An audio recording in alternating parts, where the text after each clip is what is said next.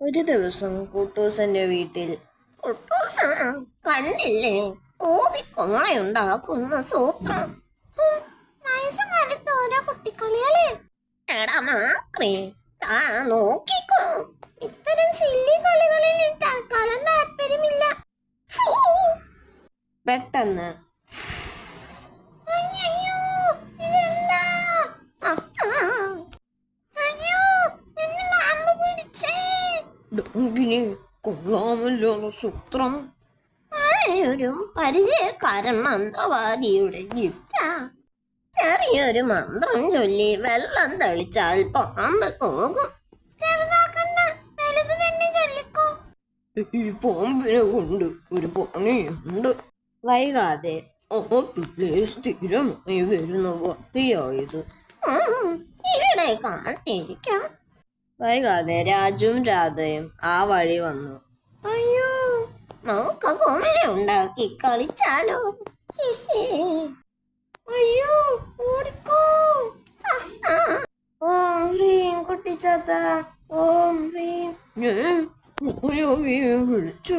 വിളിച്ചട്ടെ. ഈ പാമ്പിനെ പിടിക്കുന്ന കാര്യത്തിൽ മനുഷ്യൻ മായാവി എന്നൊന്നും വേർതിരിവില്ല. ഈ പാമ്പിനെ തൽക്കാലം ഒഴിവാക്കാം. ഇടയ്ക്കാതെ നിൽക്കടാ. അതിനകം മായാവി അദൃശ്യനായി എത്തിയിരുന്നു.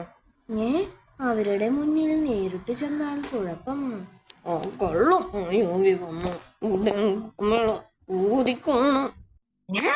കുട്ടൂസൻ ഇതുങ്ങളെ എവിടുന്ന് കിട്ടി? നിങ്ങൾ വന്നത് നന്നായി. രണ്ടിനെ പിടിച്ച് കൂടെ മായാവി ഒരു മന്ത്രം ചൊല്ലി. ഓം ഹ്രീം കുട്ടൂസൻ ഡാങ്ങിയിലുട്ടാപ്പി സ്ലീപ് സ്ലീപ്. ഒരു സൂത്രം കിട്ടിയിട്ടുണ്ട്. ഈ പിള്ളേരെ അല്ലാതെ ഉറക്കം വരുന്നു. എനിക്കും. ചേടാ കാര്യം പറഞ്ഞു തീർക്ക്. ചേടാ ഇത്ര പെട്ടെന്ന് ഉറക്കമായോ? വെയിറ്റ് ചെയ്യാം. എന്തൊരു ഉറക്കമായത്, ഇരുന്ന് ബോറടിക്കുന്നു. ഇത് കണ്ടോ, ലുട്ടാപ്പി കളിക്കാൻ വാങ്ങിയതാവും. ഓതി കളിക്കാം, സമയം പോകണ്ടേ.